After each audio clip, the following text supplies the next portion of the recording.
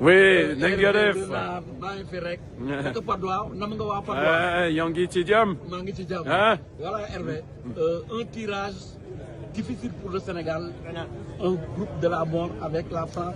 et la Norvège qui a éclaboussé les éliminatoires. Ouais, mais un tirage difficile pour la France aussi et puis pour la Norvège parce que je pense que quand ils voient le nom du Sénégal, eh ben, ils se disent que c'est un adversaire très difficile. Donc c'est la revanche de 2002. Moi, je passe beaucoup de temps au Sénégal. Vous parlez souvent que de ce match de 2002. Donc ça, c'est le deuxième acte. Et je vous souhaite de réussir un super match également. Et puis de vous qualifier pour le deuxième tour et peut-être beaucoup plus. Vous avez une équipe magnifique. Donc bonne chance à vous. Les Sénégalais rêvent de voir un jour Hervé Renard à la tête de cette sélection. Est-ce que vous y pensez? Oui, mais on y pensera plus tard. Peut-être pour l'instant, ils ont Paptio qui fait un excellent travail avec un groupe, avec des joueurs avec une grande expérience, des nouveaux joueurs aussi. Donc je connais très très bien cette équipe. Je vous souhaite bonne chance et puis force à vous. Merci.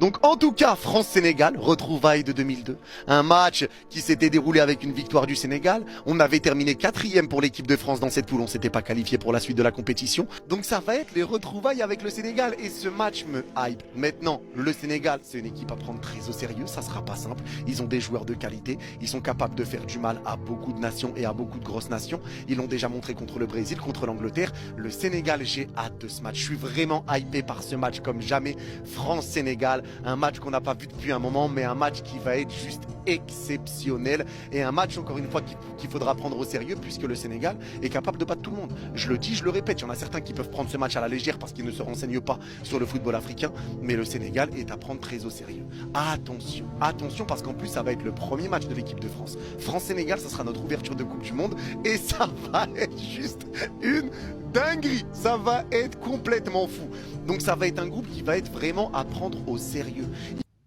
C'est moi où les Français sont vraiment en train de sous-estimer le Sénégal, les gars.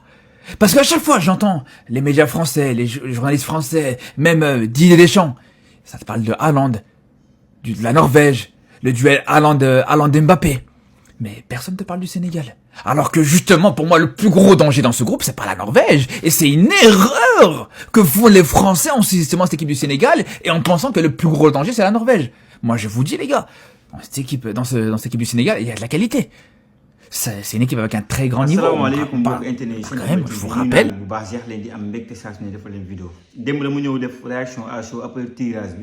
mooy lii seeni commentaire ñu bëri ne ma yow Mohamed c'est comme si da nga ragal France trop sax wala gëmoo peut-être Sénégal xamuñu nag côté bi ma waxee moment bi ma waxee c'est juste que dama gis ne Sénégalais yëpp dama bëgg a yombalal match bi ma ne non match bi bu ñu ko yombalal man côté boobu laa doon waxee mais en tant que Sénégalais en tant que quelqu'un ko xamante ne yàgg naa suivre football gëm naa ne mën nañu dóor France loolu lu ma gëm la mais il faudra juste faire attention maintenant nag français yi dafa am ñaari pàcc ci français yoo xam ne dama jàpp ne match bi day yomb nañu waxante parce que ñoom voilà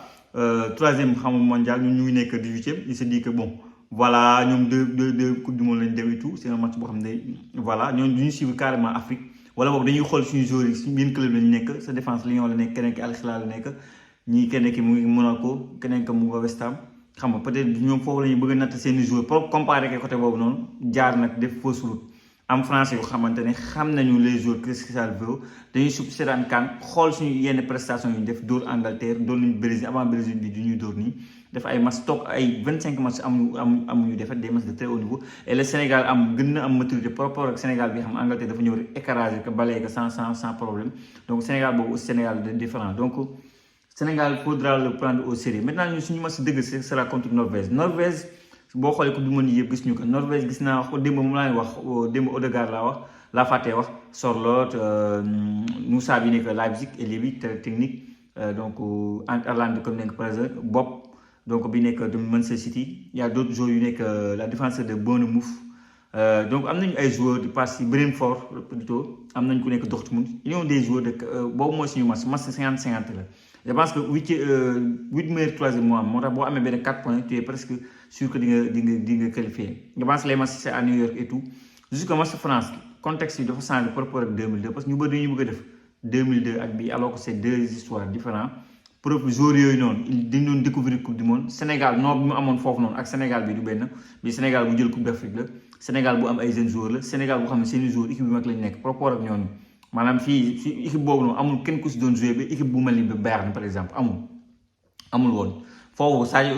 Iliman Ndiaye nu ñu koy waxee El Hadji Diouf fa la nekk révélation keneen ak keneen fa la nekk révélation alors que Sadio Mané nii instant gagné la Ligue des Champions jël na championnat nekk na meilleur buteur Premier League def na dara carrière am ñëw Sénégal amuñ comme ni ma ko waxee amuñu woon joueur bu nekk Bayern comme Jackson amuñu ko woon xam nga donc on avait des joueurs cédant par ci lance par là des joueurs yu xam nga ay jàmbaar leen sur ce match là y avait Trezeguet Zidane blessé woon na y avait tous ces joueurs là donc ñooñu nekk champion du monde ñu war a ñëw def le défi le plus grand défi de l'histoire du football sénégalais ñu def ko ñu gagné mu nekk lu historique alors que bii nii c'est différent bii si diggante bi dem nañ fi coupe du monde 2 fois demande nañ fi 2 fois coupe du monde jël nañ fi coupe d'Afrique dem nañ fi finale coupe d'Afrique est-ce que comprendre na def nañ fi ay exploits gagné ay équipes yu mag amical à savoir Brésil à savoir Angleterre xam nga lu wax Sénégal changé na Sénégal beneen génération la moo tax bii pour man c'est le match des binationaux ñoom ñi xamante ne dañ ne mënuñu amuñu possibilité de jouer peut-être yenn yi France mooy ñoom it Habib Diarra ñoom Niakhaté ñoom Koulibaly match bi seen bekken lañu war a jaay donc on a la possibilité de les battre man bu fekkee boo gisee moo waxee noonu France man équipe bi européen yëpp wala équipe bi monde bi France laa si gën a xam tout le match na ko doon seetaan et tout parce que voilà quoi sam naa France ça me parle donc équipe de France ça me parle et tout donc seen joueur ni ma ko xamee daanaka xamee mu ma ko sax yeneen sélection yi moo tax match bi damay bañ ñu yombalal ko Sénégalais yi jàppandi daa yomb moo tax France ñun kenn bëggul dajeek ñun ni ñu bañee dajeek Norvège ñëpp ko doon daw Sénégal tamit ñëpp ko doon daw français ñoo la gën a xam nañu comme làmb li ñu lay wax mbër mi moo la gën a xam ne am na làmb France ñoo la gën a xam nañu am na combat am nañu match très important match bu physique match bu métti match bu tar gis nga man Haaland sax ragaluma ko noonu pas tellement si match boobu noonu parce que Haaland face au géant costaud face à Saliba il a eu énormément de problèmes face à Rudiger il a eu énormément de problèmes donc face à un Koulibaly à Niakhaté ils peuvent le faire quoi même si c'est pas gars yi souvent dañuy fàttali ne Koulibaly c'est pas le Koulibaly de Napoli c'est un Koulibaly boo xamante ne expérience am day jouer mais il faudra que suñu joueurs yi relever le niveau on a 6 mois pour se préparer la CAN dinañ xool yenn boy yi yenn impact lañ fay am moo ñoom Iliman ñoom ñun ñu confirmer Lamine Camara confirmer Habib Diarra la lay def Coupe d'Afrique bi Assane Diao mii soo ñëw Ibrahima Mbaye tous ces jeunes là d'ici les 6 mois ban niveau lay nekk pour man c'est un match dans le match même pas Niakhaté wax na ko ne on a même pas besoin de ñu convaincre ce match pour ñu faire un grand match en tout cas encore une fois pour yéen ñi xam ne ngeen ci commenter dama gis ne dañuy yaakaar man benn Mohamed dafa ragaluma j'ai confiance en mon équipe gëm naa ne dañuy qualifier maintenant faudra faire attention xam ne match yi faut le jouer chaque seconde chaque minute Deschamps il est capable de tout claquer benn corner loolu yëpp mën nag gis ngeen mu toogloo waa Belgique année bi ñuy jël coupe du monde Belgique football na Hazard def na lu nekk benn corner ñëw ñu centré unité du maître camp yi Deschamps toog di seetaan nga football fi ba suba doo gagné donc faudra faire attention gis ngeen Maroc bi muy gagné ñëpp bu mu demee France daa arrêté Angleterre bi ñuy toogloo 3-0 France moo ko arrêté donc France bu leen ko négliger bu leen ko xeeb équipe bu mag la donc histoire moo ñu boole ak moom colonisation leneen ak leneen xam nga donc suñu dëkk yi jaxasoo bu bëri Sénégalais yi bëri France suñu joueurs yu bëri fii juddoo France et tout c'est un match dans le match donc pour moi c'est un match des binationaux et que ñeneen ñi dañuy gën a confirmer supporter yi gën a booster et ça ira et pour le match contre Norvège franchement c'est un match 50-50 Norvège mënul taxaw na moo ñu mën Norvège mënul taxaw moo ñu gën a danger c'est un match boo xam ñun on est à la 18e place classement FIFA Norvège est à la 29e place pour moi le match contre France faudra au moins boo gañewul am match nul et contre Norvège c'est le match dans le match c'est le match qu'il faut gagner et équipe bu ndaw bi moom dañ koy lekk jàll si leneen donc lii daal mooy sama xalaat de manière générale sur le match France ci commentaire wax leen seen xalaat ak seen gis-gis